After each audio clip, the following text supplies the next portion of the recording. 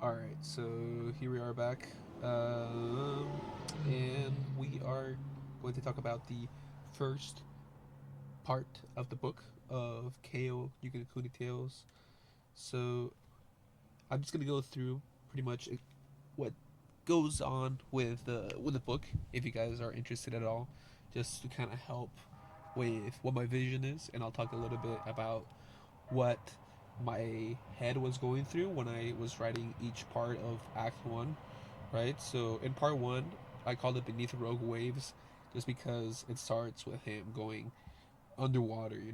That's kind of the feel I want. I was actually at work, and I just recently quit, which I kind of want to look back and I'm like, oh, this is where I'm at my point in my life. But I was working at the Queen Mary as a chef, and I was just looking outside at the water, and I kind of got inspiration of an idea that had to do with the what's called kind of the water and the whole lifestyle.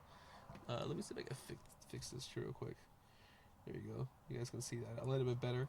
Um, so yeah, I had that idea just by like looking out of my break, and I'm like, okay, I'm gonna write a story about this.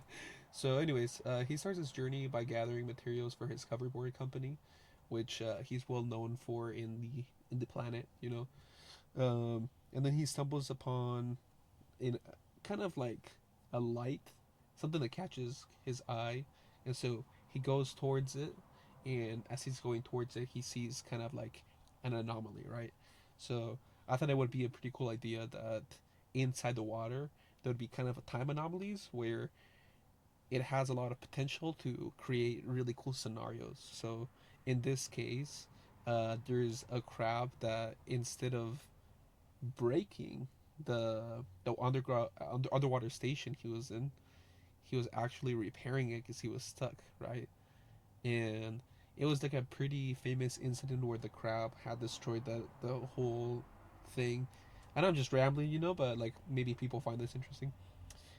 So when he saw him, it was like, "Well, what the fuck? Why is he actually like repairing it, right?"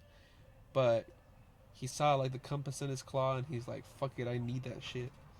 And it is later revealed as well that he's just a very reckless person, and if something catches his eye, he's just gonna fucking go for it. So, anyways, yeah, he gathers the compass, and the fucking crab, fucking goes and escapes the time anomaly and fucking starts chasing after him. So that's part one. Part two, he's like, okay, I gotta get the fuck out of here. I'm gonna bring it back to my workshop. And on the way to the workshop, he's gliding across in his hoverboard, and then a fucking mega snake is following him, pops out, and then when he pops out of the fucking snow, he falls down and he kind of starts remembering the prologue, which the prologue talks about him encountering Sokka, the Floss Blossom Dragon, right? And so when he gets back up, the fucking mega snake is there, and he's like, "Give me the compass, otherwise you're gonna regret this shit." He decides not to, and the fucking snake is warning him.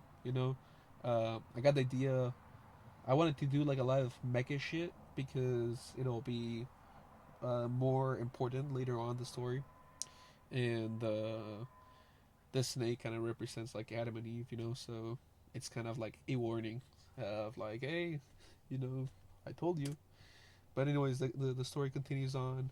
Him actually going to the workshop, he's like, oh man, that was a long day, and then he sits down on his couch, inside of his workshop, and then he's looking at the fucking compass, and he's looking at it, and then he's like, oh shit, it's actually showing me something, right?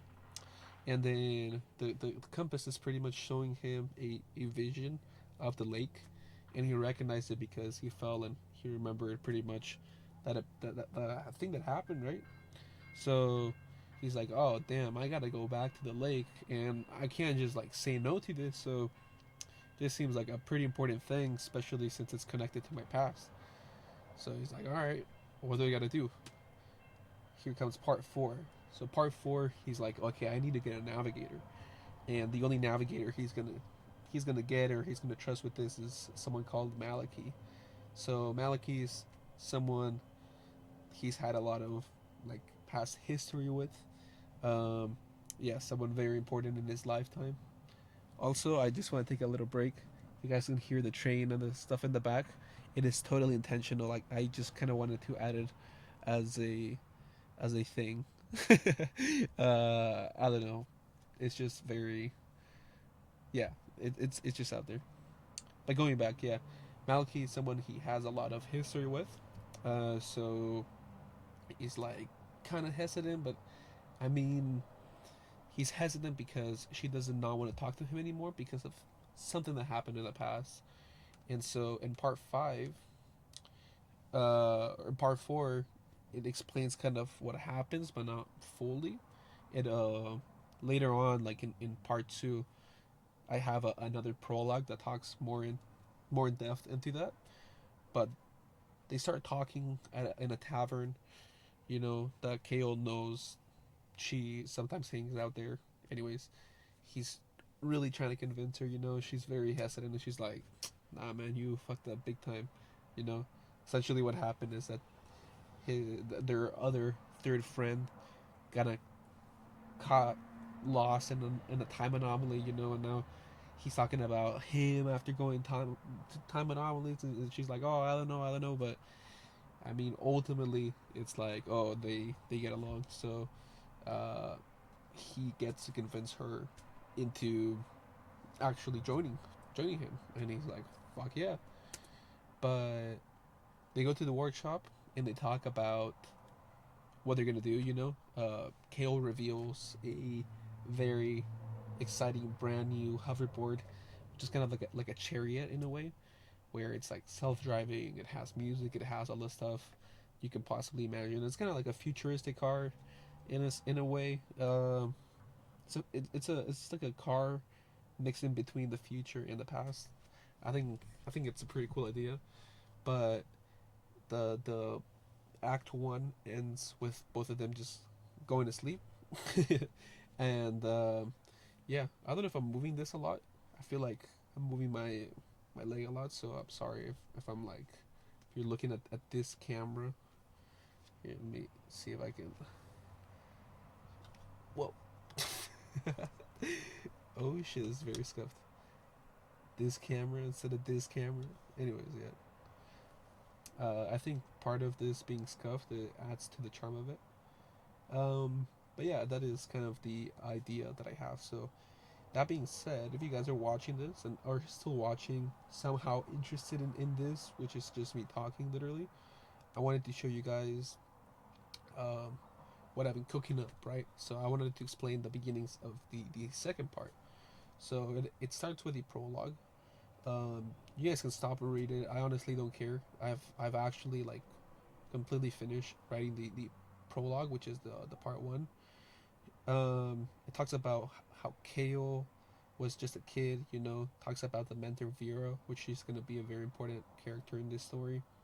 Uh, Talks about Malachi, Kale, and Aiden just having like a wonderful youth. You know, they wake up. Kale has always like building stuff and builds all three of them like kind of like jellyfish boards where they can go race around the corals. I thought it was a pretty cool idea. It shows kind of the personality of all of them. You know, how Kale teases Maliki and Maliki is yeah. Um, so, anyways, it goes a little bit more into depth into how Aiden disappears. Um, yeah, see the anomaly closed with the burst of light, and just like that, Aiden was gone. This is pretty much the whole reason why Maliki does not want to have anything to do because it is Kale's fault. You know, if I grab that piece, I might be able to build a better jelly board. But even though it was his fault, he had really good intentions. So it happens like that. This whole prologue is his dream, you know. So Act Two it begins with him waking up, and he's like, "Whoa, shit!"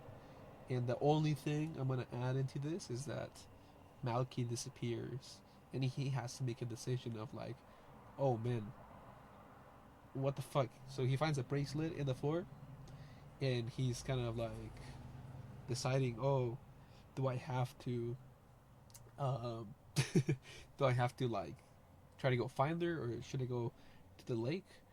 But then he thinks more about it, and he's like, well, I'm not gonna be able to find her. But if her bracelet is here, they probably took her.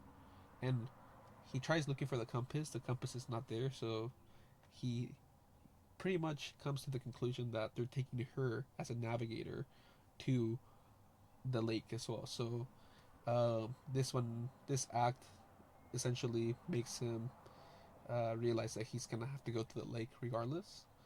And here, this I just started writing is him, like his kind of trajectory. I wanted to add a little bit more of depth into his character and his creations, how much love and care he puts into everything he does, the people around him, and everything. How he can be so reckless, but he has really good intentions. So yeah, that's pretty much everything I have. I don't know how long I've been rambling for. Oh shit. You guys have not been able to read all of this for what I just realized. But anyways, yeah, that's where I'm gonna end this.